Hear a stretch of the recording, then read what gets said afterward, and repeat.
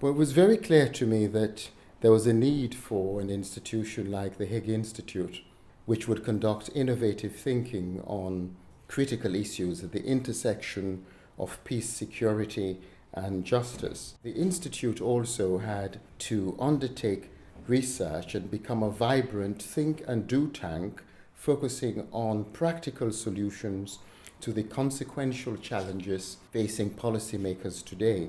Our institute is well known for using three perspectives that it works on: conflict prevention, rule of law, and global governance. We have very much built up the program to be a dynamic program of research that really works at more than 10 different post-war and conflict-affected countries. Post-conflict recovery, it's about building for the future, for the next generation. It's also very much about building while the conflict is ongoing, and that's the very difficult part. And in that sense, good post-war recovery or reconstruction is about conflict prevention.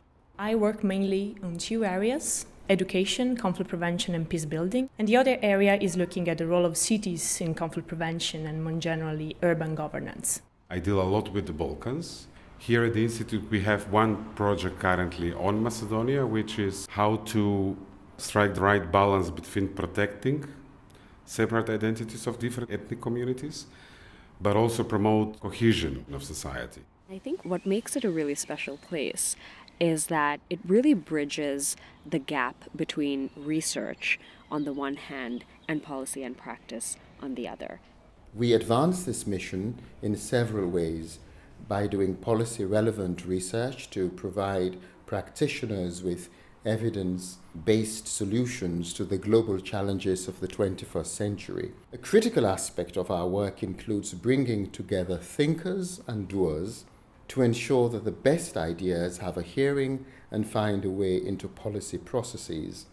In the last few days, we've had the pleasure of hosting a very high-level delegation from Lebanon, with whom we have engaged as experts, peer-to-peer, on issues of forensics and how those could be used in fair legal proceedings in Lebanon. It's a relatively peaceful society, but it does host 1.5 million Syrian refugees. The fact that Lebanon could help in trying to collect information on international crimes that have been committed in their neighboring country is very important. This is something that we've done before with judges and investigators from Libya, and that really allows us to bring to bear on an actual situation the knowledge and the expertise that is so abundant in The Hague. Our impact then can extend beyond the city that we work in and the country that we work in. The wonderful thing about engaging in such a high-level exposure visit is that we can see whether our theoretical work makes sense in terms of legal practice and then devise better theoretical thinking.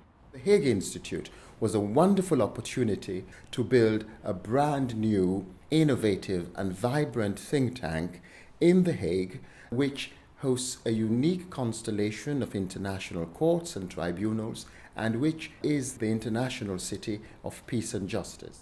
In order to do the work of the Hague Institute effectively, partnerships are critical. One of our most important is the partnership we have with the BMW Foundation. And I'm thrilled that we were able to co-host the Global Table on looking at rethinking governance in fragile societies. The mission is great. It couldn't be greater, which is safer, more fair world. We are doing our part in trying to get to that bigger mission.